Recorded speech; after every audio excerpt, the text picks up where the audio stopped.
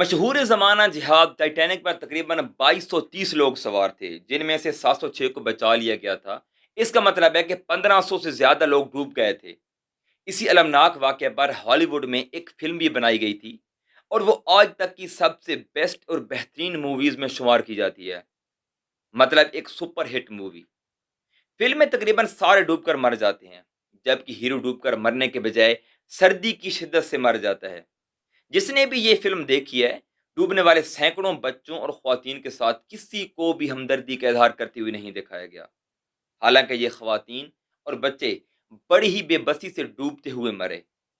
इसी फ़िल्म को देखते हुए हर शख़्स की यही दिली तमन्ना थी कि किसी तरह ये हीरो और हीरोइन बच जाएँ। हालाँकि कैमरा के फ़ोकस से हटकर दूसरी तरफ सैकड़ों बच्चे, बूढ़े, जवान और औरतें डूबकर और सर्दी की शिद्दत से मर रहे होते हैं।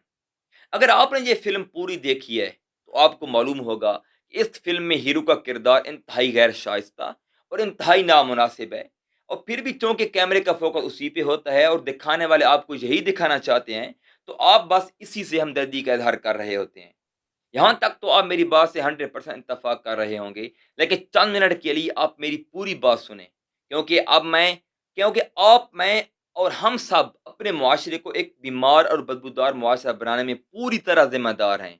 आप फ़िल्म से सोच हटाकर अपने मुआशरे पर नज़र दौड़ाएँ।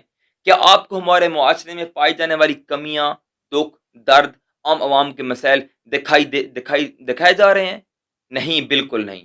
बल्कि आपको सेलिब्रिटीज़, खिलाड़ियों और पॉलिटिशियंस के स्कैंडल्स, उनकी अफ़ेयर्स, उनकी ज़िंदगियों के बारे में बताकर आपकी तवज्जो जहाँ होनी चाहिए, वहाँ से हटाकर वहाँ की जा रही है जहाँ शायद आपकी तवज्जो नहीं होनी चाहिए। अब आप यहाँ कहेंगे कि भई हम क्या कर सकते हैं? हमें जो दिखाया जा रहा है, हमने वही देखना है। क्या वाक़ई ऐसा ही है? क्या हम सब ज़िम्मेदार नहीं हैं? मेन स्ट्रीम मीडिया को छोड़ें, अब सोशल मीडिया की ही बात ले लें। आजकल वही चीज़ सोशल मीडिया पर पॉपुलर है जो फैमिली व्लॉगिंग के ज़रिए अपनी फैमिली को पब्लिक में इस तरह पेश करते हैं कि जैसे कोई एग्ज़िबिशन में लटकी हुई कोई आर्ट हो। इन डेली और फैमिली व्लॉगर्स ने सोशल मीडिया का इस तरह गंदा इस्तेमाल किया है और अपनी ज़ाती ज़िंदगी को इस तरह दिखाया है कि जिस चीज़ को दिखाने में हमें शर्मिंदा होना चाहिए, हम उसी चीज़ पर फ़ख्र कर रहे हैं। हमारे बस व्यूज़ आने चाहिए और पैसे आने चाहिए। बाकी मुआशरती इक़दार या शर्म व हया, इन चीज़ों से कोई फ़र्क नहीं पड़ता। और वो चीज़ें जो एक ख़ानदानी इंसान करने का सोच भी नहीं सकता, उसी चीज़ को करने में आजकल इंतहाई फ़ख्र महसूस किया जाता है। किसी और की ज़ाती ज़िंदगी में झाँकने और उनमें दिलचस्पी लेने के पीछे दरअसल 2 किस्म का माइंडसेट हो सकता है।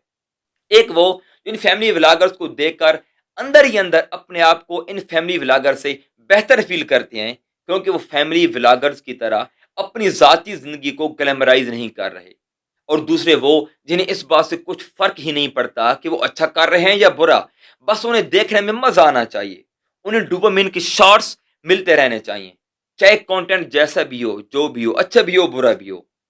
अब ऐसा कंटेंट जो मुआशरे में अच्छाई के बजाय ऐसी चीज़ें प्रमोट कर रहा हो, जिससे मुआशरे की बेसिक और फंडामेंटल इक़दार, जिससे एक सेहतमंद मुआशरा तामीर होता है, उसको कमज़ोर कर रहा हो, तो उसको चाहिए जिस माइंडसेट से भी कंज़्यूम किया जाए, मतलब उसको जिस नज़र से भी देखा जाए, तो उस कंटेंट को ही फ़ायदा पहुँचेगा। क्योंकि अगर आप इस तरह की चीज़ें देखकर चाहे उससे नफ़रत ही क्यों ना कर रहे हों, आप गैर इरादी तौर पर और गैर महसूस तौर पर उस चीज़ की प्रमोशन और उसके फैलने में आप पूरा ताउन कर रहे हैं।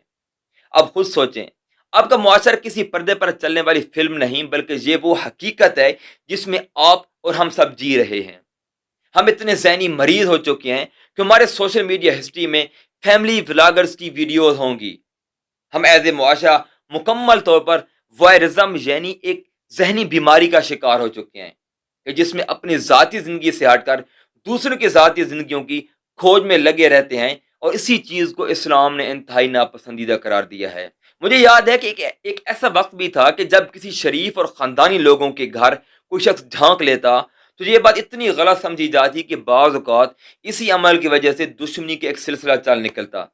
लेकिन आजकल हम खुद ही अपनी फैमिलीज़ की ज़ाती ज़िंदगी को लाखों लोगों के सामने थाली में सजाकर पेश कर रहे हैं, और व्यूअर्स को एंगेज रखने के लिए اپنے کانٹینٹ میں مزید ایسی چیزیں شامل کرنی پڑتی ہیں کہ جس سے کیمرہ کو اپنے ڈائننگ اور ڈرائنگ روم سے ایک قدم آگے لے جا کر اپنے بیڈ روم میں لے جانا پڑ رہا ہے۔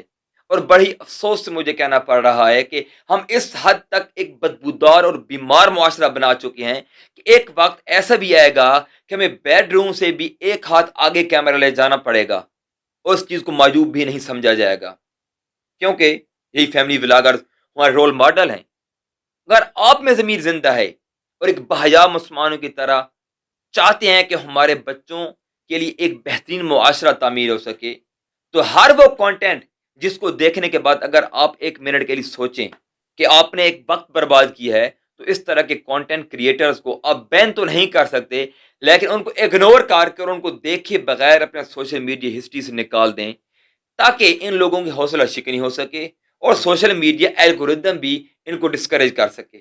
دوسروں کی زندگیوں میں جھانکنے سے انہیں فرق پڑے نہ پڑے، پر جھانکنے والے پر ایک انتہائی برا اثر پڑتا ہے، کیونکہ وہ اپنے آپ کو ان سے کمپیئر کرنے کی کوشش کرتا ہے، جس کی وجہ سے اس کے اندر ایک احساس کمتری پیدا ہوتا ہے اور وقت کا ضیاع تو ہوتا ہی ہے، ساتھ ساتھ ڈپریشن کا مرض بھی لاحق ہو سکتا ہے، کیونکہ وائرزم ایک نفسیاتی بیماری ہے۔